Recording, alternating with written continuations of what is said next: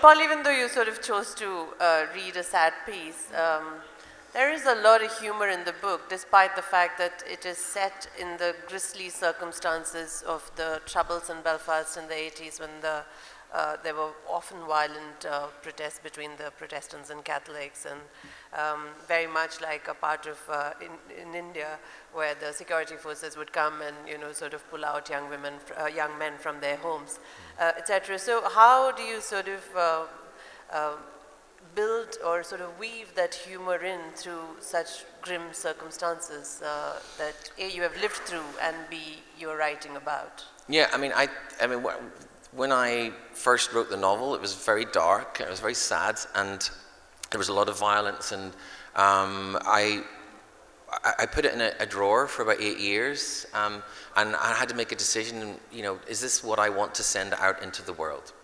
If this is the only book that I write, do I want to say that this is all there is? And at the time, I thought it was important to give testimony, what it was like for a child to grow up only knowing fear, never having known what life was like when it was peaceful.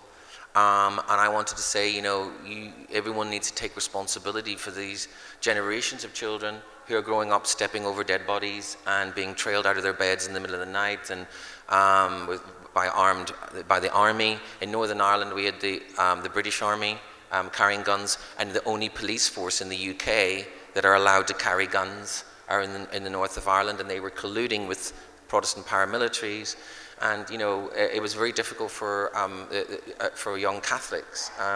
And so in Northern Ireland, I guess because things were so bad, you didn't have any power. So when I was born in Northern Ireland, Catholics weren't even guaranteed a vote.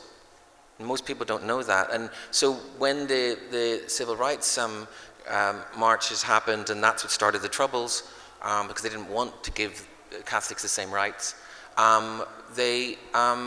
you had to have weapons because you had no power, and humor is a weapon.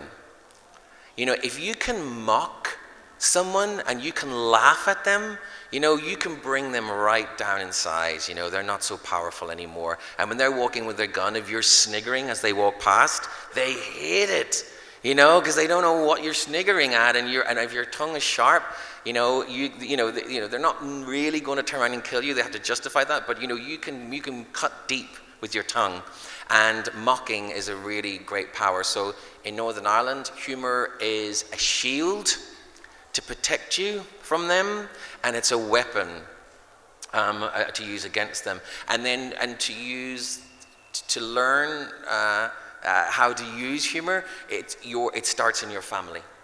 They teach you. They are constant. When you wake up in the morning, they're like poof, poof, poof, poof, poof, poof, and everybody's laughing at you till you can be fast enough to go back into your brother, and then everybody's attacking your brother, and then it's over to your little sister, and then she has to learn, and that's what we do. So it was a way, and in the book, the mum teaches him to be funny, but she's quite often hitting him at the same time, she's boof, yeah, all right, and she's making fun of him, and he comes back and going, oh, mom, like this. He goes, got it. You'll be, it's all about teaching protection, and so humor, that's how humor comes into the book.